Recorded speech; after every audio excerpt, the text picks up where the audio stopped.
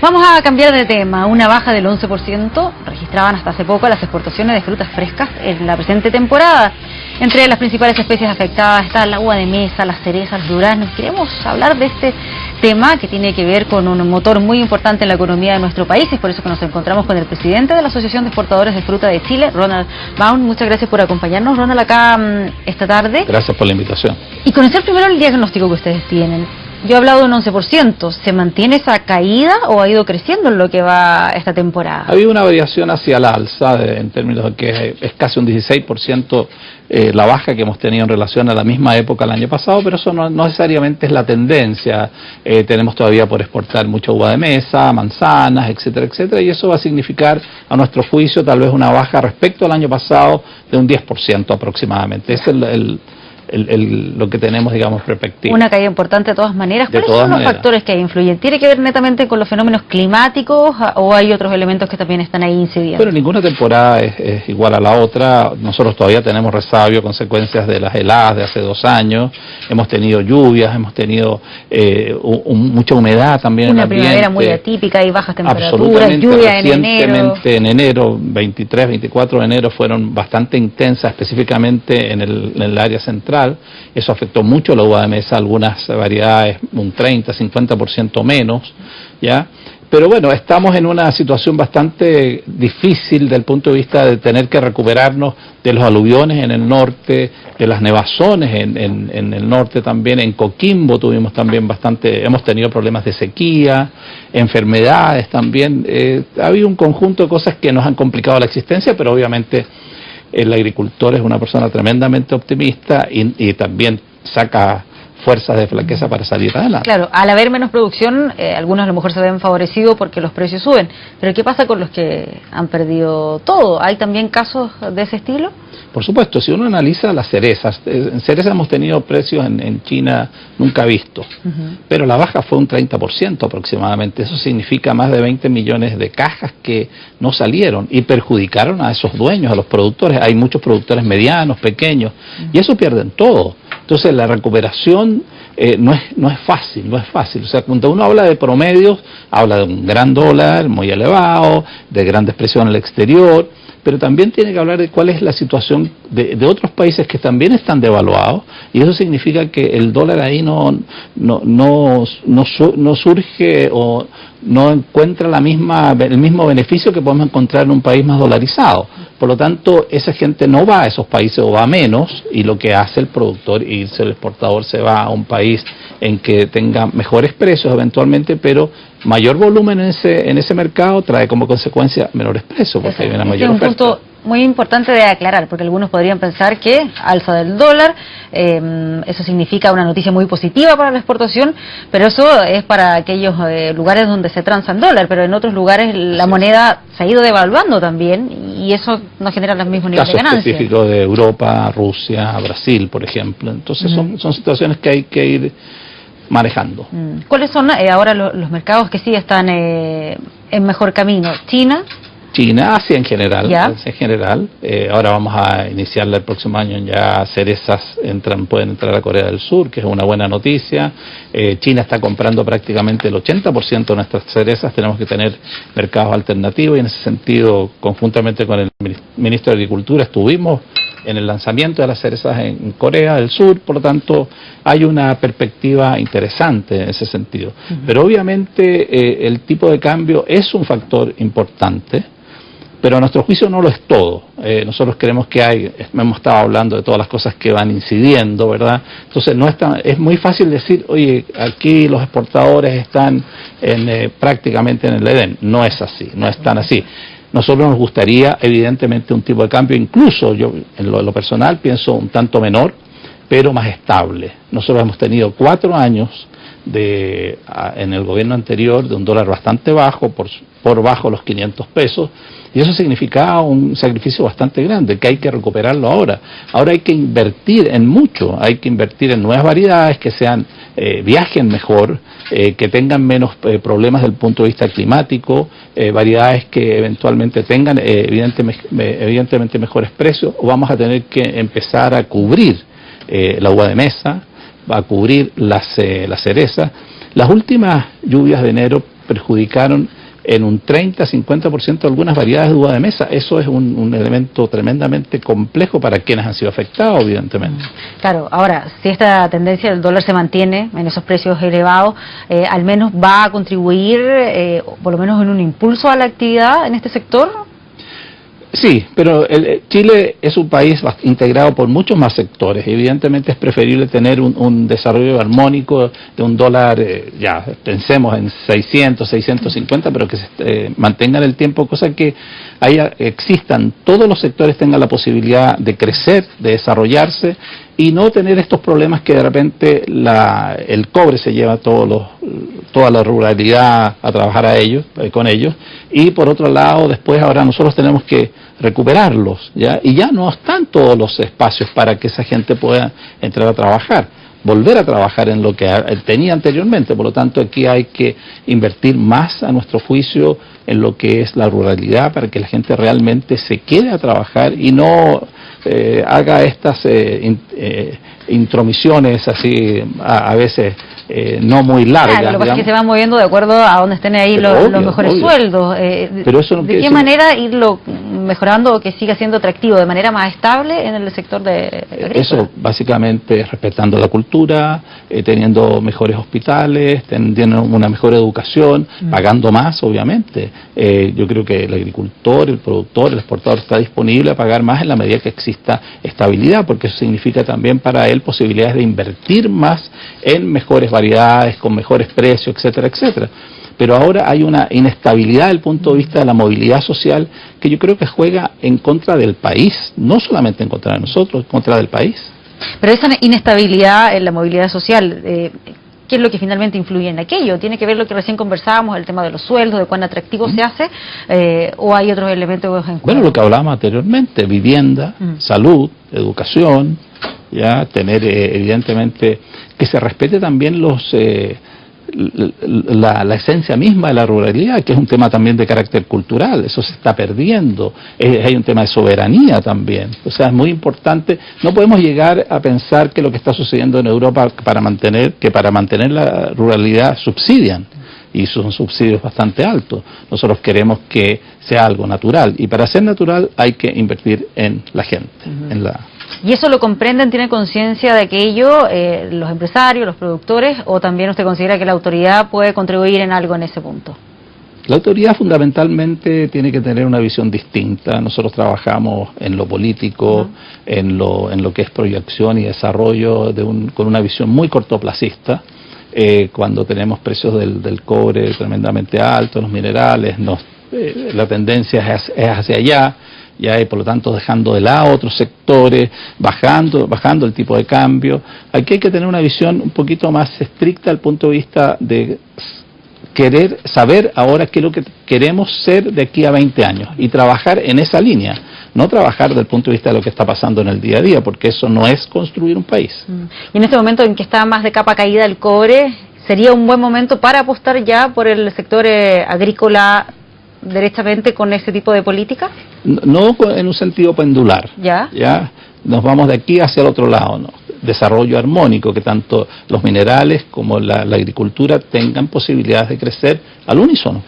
O sea, no estar pensando solamente en lo que está ocurriendo ahora, sino mirándolo a más. Eso significa a lo mejor que nosotros no nos vamos a contentar con un valor del tipo de cambio menor al actual, pero con una visión clara de qué es lo que va a suceder en el futuro, que no vamos a tener estos vaivenes, esta situación de carácter pendular que existe hoy. O sea, le complica menos que el precio del dólar no sea tan alto como ahora, pero que sea estable.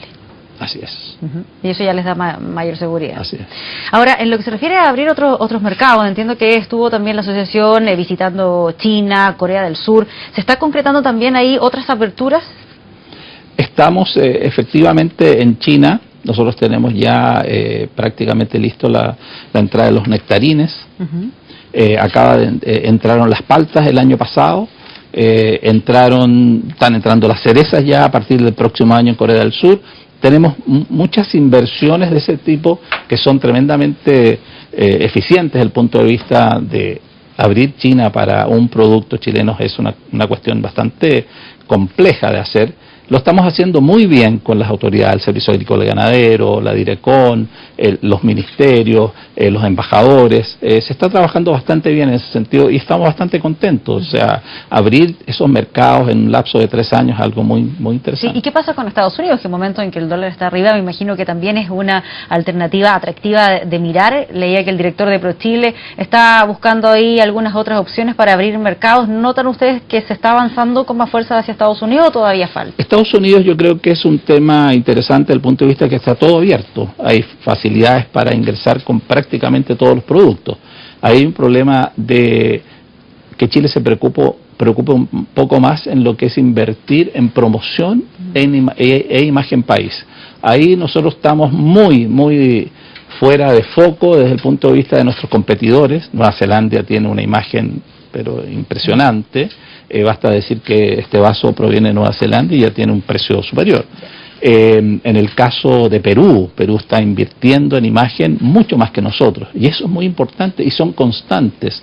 Nosotros tenemos muchos vaivenes. Nuevamente, estos cambios de gobierno significan también cambios de visión. Entonces, una cuestión cortoplacista. Nosotros tenemos que pensar en 20 años más, tenemos que llegar a algo. Para hacerlo tenemos que construir un proyecto, un programa, estar todos de acuerdo, invertir en ello y no pensar de que, oye, lo vamos a cambiar en el próximo gobierno. Eso no puede ser. Perú está dando un ejemplo de que realmente no solamente está copiando muy bien lo que nosotros hemos hecho, sino que lo está haciendo mejor. Lo está mejorando, dice usted. Así es. ¿Estamos a mucha distancia de lo que está haciendo Perú en términos de imagen? Yo creo que en términos de inversión, sí. Lo están haciendo bien. Uno no puede decir que están invirtiendo mucho, pero no lo están haciendo mal. No están invirtiendo bien. Tienen un logotipo que... concepto, logo. Claro, es un logo que implica muchas cosas. Uno lo ve y no, ¿qué es lo que será esto? No es lo que pensaban los publicistas. El público piensa, no, es Nazca, es otra cosa, pero es interesante. Va creando un sello ya reconocible. Pero además que es muy repetitivo, está en muchos lugares y se nota. Comunicacionalmente es muy atractivo y efectivo, por lo visto. Así es. Sí, falta ahí entonces en nuestro país un poco más de eso. ¿En qué lado del péndulo estamos si usted habla de vaivenes? Mucho más que eso. ¿Sí? Mucho más que eso.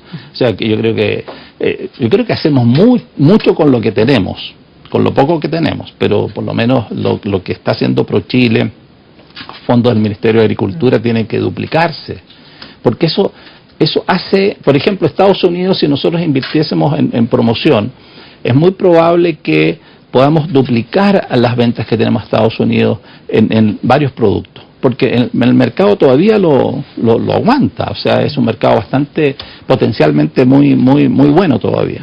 Ahora, en momentos también de incertidumbre económica mundial, este ha sido un inicio de año bastante complejo. Hay algunos más pesimistas que hablan hasta de una posible recesión global. ¿Cuánto les afecta también al sector acá este tipo de situaciones? A ver, lo que es recesión económica, la verdad que no nos afecta tanto. ¿Ya? Uno tiene que pensar, bueno, son situaciones muy disímiles entre China, por ejemplo, y Estados Unidos. Veamos esos dos ejemplos. Las cerezas en China, la fruta en China, el producto importado en China es un producto de élite que cada vez están bajando hacia clases medias, en que se prefiere, por ejemplo, no se toma leche que no sea importada en China porque han tenido muchos problemas. Las cerezas son un producto de lujo. El lujo en China, si bien es cierto, ha bajado considerablemente su crecimiento. En el lujo la pérdida ha sido de crecimiento, o un decrecimiento del 1% del total. Por lo tanto, no tiene mucho efecto. Por otro lado, Estados Unidos, cuando suceden este tipo de recesiones, lo que pasa es que el consumidor deja de ir a los restaurantes porque es más caro. ¿Y dónde compra? Compra en el supermercado. ¿Y qué es lo que compra? Fruta, ojalá. Claro, pero ahí se terminan viendo beneficiados con eso. Correcto. No es tan grande el efecto que se produce. Ya, no es tan complejo el escenario que se puede desarrollar. Es manejable. Y en lo que se refiere al escenario local, situaciones como el paro de los camioneros, ¿cuál es el daño que le va provocando también al sector? Es un daño, en primer lugar, en el hecho mismo, digamos, no poder salir. un daño desde el punto de vista de los contratos que no se cumplen, daño en respecto de imagen, que eso es algo que puede estar en el aire durante 5 o 6 años. Entran los competidores, uno les lea la pasada.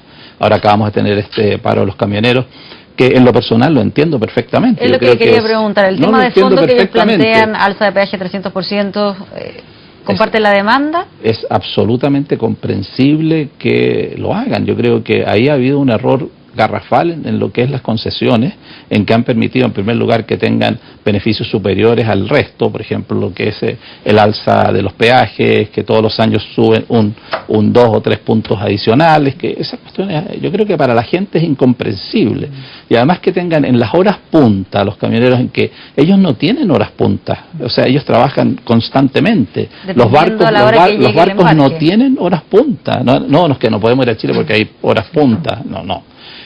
O tenemos que salir, entrar, no. Es un continuo, entonces los entiendo perfectamente. Ahora, a lo mejor el método no lo entiendo. Yo creo que ahí en ese sentido siempre, nuevamente, la autoridad tiene que anticiparse. Si es fácil predecir de que va a haber una crisis en algún momento respecto de algo que es absolutamente injusto. Nosotros estuvimos conversando con Sergio Pérez durante esos 2 días, durante el fin de semana, y realmente él entendía perfectamente la situación, y yo creo que gracias a él hubo un acuerdo con el objeto de que ojalá muy pronto y con la participación de la Presidenta de la República este asunto se solucione. Pero todavía tenemos pendiente la ley larga de puertos, que es precisamente aquella que va a definir una mayor estabilidad.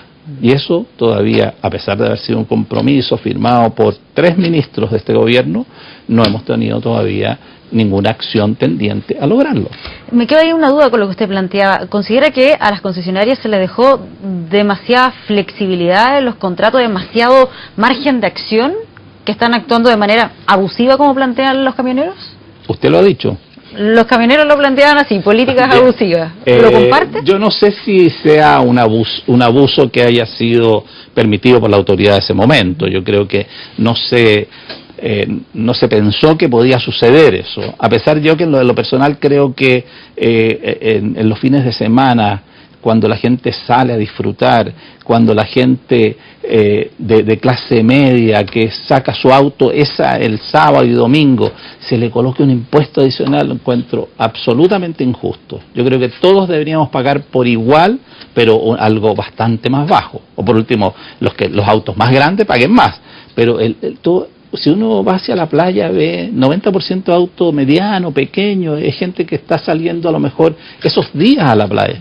Y ellos tienen que pagar algo que en lo personal encuentro injusto. Y encuentro también injusto que los camioneros, muchos de ellos que son dueños de su propio camión, tengan que pagar un peaje que es aparentemente bastante injusto. Injusto, dice usted. ¿Considera que las concesionarias no toman conciencia de ese rol de servicio público que también tienen? Es un servicio público, pero ¿quién tiene que asumir eso, o quién debió asumirlo eso fue el gobierno? El empresario no va a asumir un rol de defensa de la autoridad, digamos, desde el punto de vista de lo que puede ser representar frente a la ciudadanía un determinado hecho. Pero se puede autorregular. Hay contratos, ¿ya? Y ellos aplican el contrato. Yo creo que aquí... Pero establecen un margen, ahí es la empresa la que decide si aplica todo el margen de alza o no. Yo creo que aquí deberían, y esto es una opinión absolutamente personal, ya más de uno me va a retar, habrían que renegociarse todos los contratos de concesiones, por lo menos en lo que son las carreteras. Incluso yo creo que eso puede significar un mejoramiento al final de cuentas, acelerar tal vez algunos procesos de solución. Si nosotros pensamos qué es lo que pasa en San Antonio, por ejemplo, si la carretera 78 no se ensancha a 3 vías al menos, cuando lleguen los barcos grandes, vamos a tener olas de camiones desde San Antonio hasta la mitad de la carretera, por lo menos, ida y vuelta. Entonces tenemos que invertir.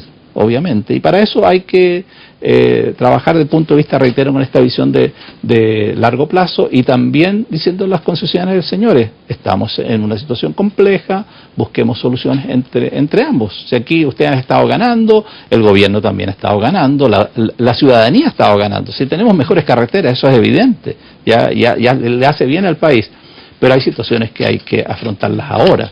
Entonces, nuevamente, aquí hay que hacerlo ahora y no cuando venga el nuevo gobierno, y ese gobierno va a pensar distinto, y hacerlo con un espíritu de bastante mayor desprendimiento. Aquí también toda esta situación se conjuga con una situación muy compleja desde el punto de vista político. O sea, lo que están viviendo los políticos, cómo están pensando solucionarlo, son soluciones que nadie las entiende o nadie las comprende, y por lo tanto, ¿qué es lo que no existe? Verdad.